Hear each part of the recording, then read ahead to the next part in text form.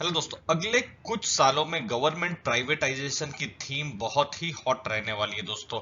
यहाँ पर भारत पेट्रोलियम पर हमने देखा है कि बहुत ही एक्टिव काम हो रहा है और अब शिपिंग कॉरपोरेशन ऑफ इंडिया, ये भी गवर्नमेंट कंपनी है। शिपिंग फ्लीट्स उस पर ये इसका काम होता है। 63% से ज्यादा गवर्नमेंट का स्टेक है और गवर्नमेंट इसको भी बेचने जा रही है। तो गवर्नमेंट प्राइवेटाइजेशन थीम पर शिपिंग कॉरपोरेशन पर क्या हो रहा है, कंपनी क्या है, क्या बिजनेस है, सब कुछ इस वीडियो में हम दोस्तों डिटेल में डिस्कस करने वाले हैं दोस्तों।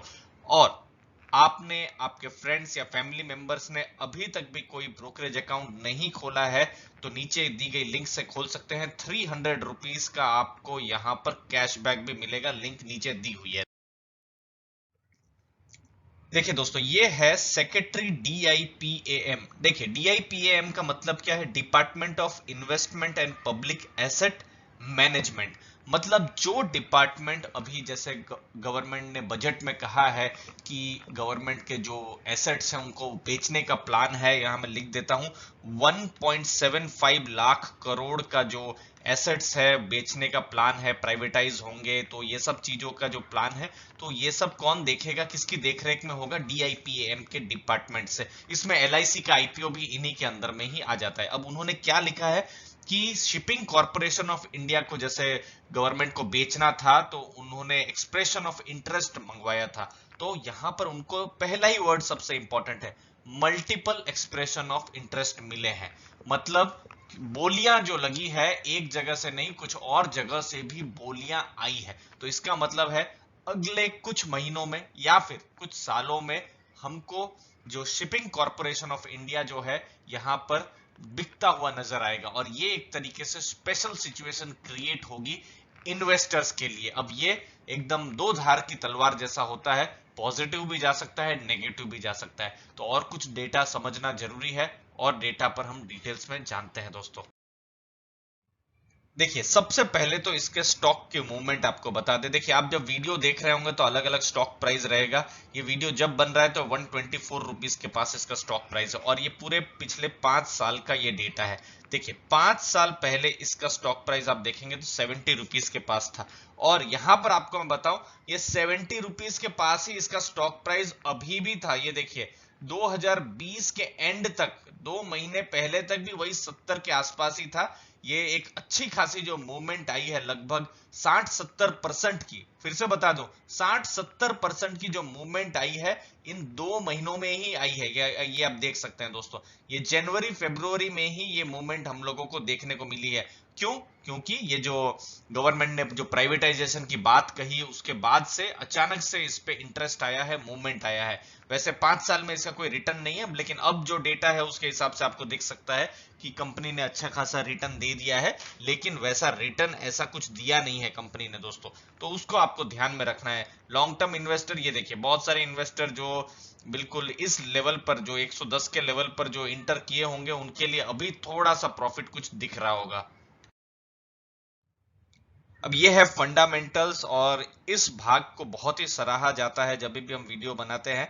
देखिए मार्केट कैप है 4,833 करोड़। अब थोड़ी 5,000 से ऊपर हो गई होगी क्योंकि ये करंट प्राइस जो है अभी बढ़ गया है। तो ये समझना जरूरी है कि ये एक स्मॉल कैप की कंपनी है।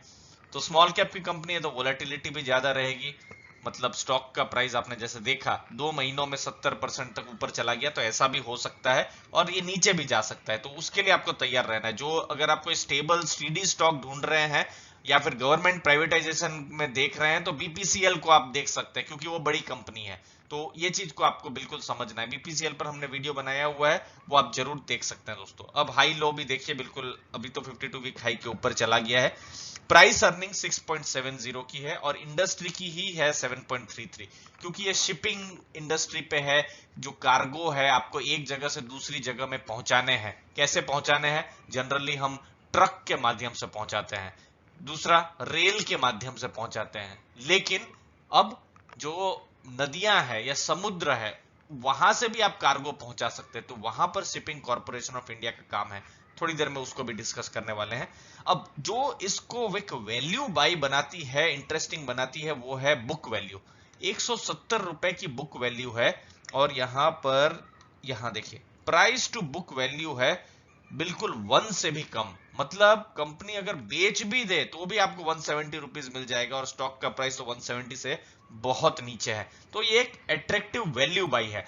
लेकिन मार्केट ने अभी तक इसको क्यों वैल्यूएशन नहीं दी, उसके भी रीजन हो सकते हैं। और मेन जो रीजन हो सकता है वो ये कि सेल्स ग्रोथ 5 साल में 0.52% ही रहा है। उसके अलावा देखिए रिटर्न ऑन कैपिटल एम्प्लॉयड 5.28 बहुत ही अच्छा नहीं कहा जाएगा। रिटर्न ऑन इक्विटी 3.45 ये भी अच्छा नहीं कहा जाएगा। 10-12 से ऊपर हो तो थोड़ा सा इंटरेस्ट बने। तो मार्केट भी चालाक है दोस्तों।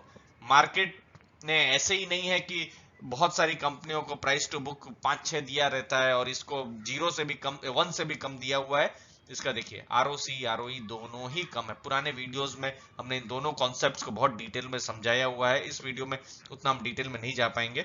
अब देखिए डेट टू इक्विटी 0.44 फिर भी ठीक है। हाँ गवर्नमेंट कंपनी है तो भी ठीक है। हमने इसकी क्रेडिट रेटिंग भी देखी है तो उस हिसाब से ठीक है। जितना जितना कम हो 0.3 से ज्यादा ना हो तो उतना अच्छा रहता है। ये बहुत ही मेरा पर्सनल मानना है, ये मैं आपको बता दूं। गवर्नमेंट की जो होल्डिंग है, प्रोमोटर होल्डिंग मतलब गवर्नमेंट की होल्डिंग 63.758 के आसपास है और ये अभी बिकेगा और यही एक बहुत बड़ा ट्रिगर रहने वाला है।